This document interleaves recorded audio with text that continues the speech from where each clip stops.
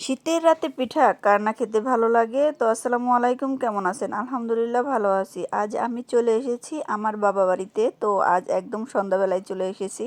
আমার মা অথবা বাড়ির কেউ জানতো না আমরা আসবো। তো এই যে সন্ধ্যাবেলায় আসার পরবর্তীতে ফ্রিজে গুড়ি ছিল, সেটাই মা বলতেছিল যে কিছু পিঠা বানাই দেই। আসলে এই সন্ধ্যার পরে রাত্রে, শীতের রাত্রে আসলে গ্রামে তো অনেক শীত পড়ে, আপনারা জানেনই।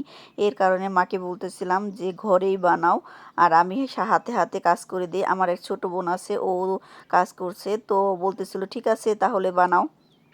তো আমি তো এই যে ভাপা পিঠা একদম রাইস কুকারে বানিয়ে নিলাম। একদম নরম ভাপা পিঠা, একদম খুব মিষ্টি এবং কি নারিকেল দিয়ে জর্জরিত মজাদার একটি পিঠা, ভাপা পিঠা। আসলে এই ভাপা পিঠা খেতে কিন্তু বেশ মজা লাগে এই শীতের রাতে, এরকম গরম গরম পিঠা। অন্যদিকে বানাবো মোমো। তো এই যে আমি সব রুটিগুলা সুন্দর করে ছোট ছোট পিস করে কেটে নিলাম।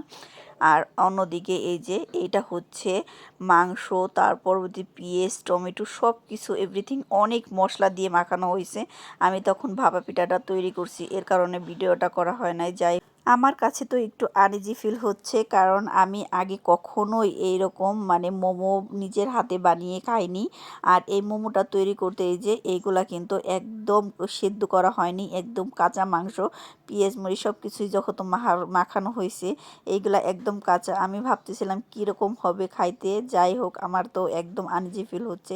আসলে আমরা সেদ্ধ জিনিস, কাঁচা জিনিস সেদ্ধ করে এরকম করে খেতে একটু কমই পছন্দ করি। তো যাই হোক, আমার ছোটো বোনই বলছিল অনেক ভালো লাগবে, সেই ওর উপর ভরসা করে তো বানাচ্ছি আর ভাবছি কীরকম যে লাগবে, কারণ প্রথম প্রথম যা হয় আর কি, আসলে কখনোই তো খাইনি। তো ভালোই লাগতেছে, সবাই মিলে শীতে রাতে বসে বসে তারপরে পিঠাগুলা বানাচ্ছি। আর অন্যদিকে তো আমার হাজবেন্ড, আমার ছেলে, ওরা তো একদম ওইখানেই বইসা রয়েছে।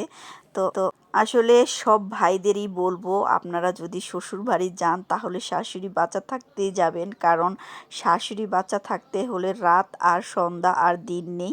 শাশুড়ি কিন্তু এরকম মজাদার মজাদার পিঠা বানিয়ে তারপরে সে মেয়ের জামাইকে খাওয়াবে। তো যাই হোক, সবাই চেষ্টা করবেন যে শ্বশুর বাড়ি যে মধুর হাঁড়ির এরকম মজাদার মজাদার পিঠা খাওয়ার জন্য। তো এদিকে কিন্তু এই যে আমার সবগুলা পিঠা একদম কমপ্লিট। এখন আমরা এই পিঠাগুলো একদম রাইস কুকারে দিয়ে দিব, দিয়ে তারপরে ভাপা করে তার পরবর্তীতে খাবো। তো এই যে রাইস কুকারে কিন্তু এদিকে দিয়ে দিয়েছি। এখন দেখেন পিঠার কালারটা কত সুন্দর, লোভনীয় লাগতেছে, একদম ভালো লাগতেছে।